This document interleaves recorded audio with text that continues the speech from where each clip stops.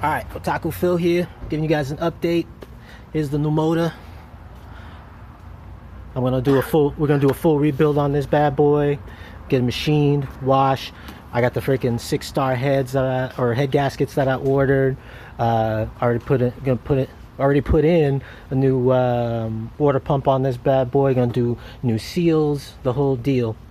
Now, important thing to remember is before you put your motor in, if you got one of these types with the EGR and stuff, you eliminate all these EGR, you eliminate all this guy up here, eliminate all of this. You're gonna plug these lines. You could, in essence, leave this on, but you're not gonna be able to get it into the Beetle. So all this shit, these pipes right here for the EGR, you're just gonna plug them. If you don't have it, you're good. You don't have to drill and tap them or anything. You're gonna cut. Make sure you cut the heater hose lines. You're gonna cut them around here, and then you're just going to loop them back into each other. What I did is I took the upper and ran it to a bottle, and then ran from a bottle down to this one. If you do not loop these guys around and you just cap them off, it will not open up your thermostat. You see that line runs down the side here and comes to your thermostat. So you got to plug that up. I recommend putting a bottle or something here to between these two.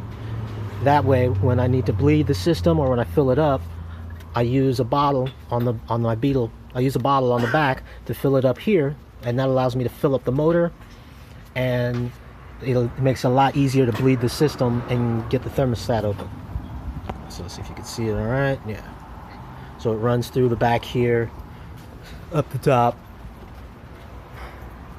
into this hose, which goes directly to your thermostat. This one goes directly to the exhaust right underneath the intake. All right. Now all this stuff right here, all of this can be plugged. This is all EGR. You're gonna plug all this stuff, get rid of all of this. I just got a cheap plate that blocks all this EGR stuff here. This can all be removed and plugged. Here we've got, the lighting's terrible. Here you've got your idle air control. If you're using the stock ECU, you need to pipe the hot idle air control to your intake. Same thing with these intake line, these whatchamacallit, vacuum lines, all these stuff here. They need to be piped into your intake. Other than that, it's a pretty simple swap, you know. While you got your motor out like this, go ahead and change your rear main seal. I didn't do it last time, and the damn thing was leaking. Now that my old motor's done for and I got this guy, we're gonna go ahead and take it all apart. We're gonna rebuild it, taking it to the machine shop and have them machine it, all that good stuff. You know, this power steering pump, you don't need a power steering pump. Keep your alternator. I got the side bracket that I'm gonna put on, so I'm not gonna keep this center bracket. And then if you want to do the AC, go nuts. It's a little extra work, but feel free to go ahead and do it. I have another pan from my other motor that we're gonna put, that's been cut down here, so that should work. Other than that, you know, it's really just cleaning it up. If you want, you can get the aftermarket filler, oil filler here.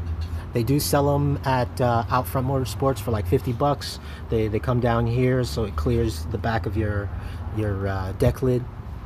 But other than that, you've got your top one is your intake. For your fuel lines here, the top one is intake. The middle one is for your return line, and the bottom one here is just exhaust. It's just air. So you can just leave it. You can plug it with a little filter if you want, but you don't have to plug it up to anything. Yeah, other than that, yeah, remember to clear your GR. Let's see, is there anything else? No, it's pretty simple. Pretty simple, pretty straightforward once you get it off. This is a phase 1. The phase 2s are a little different as far as just wiring, but everything else is the same as far as phase 2. Yeah, make sure if you're gonna do this, make sure you pull your wire harness, pull your ECU, all that good stuff. So this is the EJ25 dual overhead cam motor. Gonna get rid of my 2.2 single overhead cam and put this guy in, since the head gasket blew on my old EJ22. So in the next week or so, we should have that in and get that running, So I'm happy about that. If you guys have any questions, feel free to ask, leave a comment, hit me up if you have any questions. This was all thanks to my boy Manolo. He helped me do all this shit. So if you're in the LA area and you need help with your swap, he's the one to hit up. You know, just send me a message and we can get you going. I mean, theoretically, this whole thing shouldn't cost you more than a couple grand.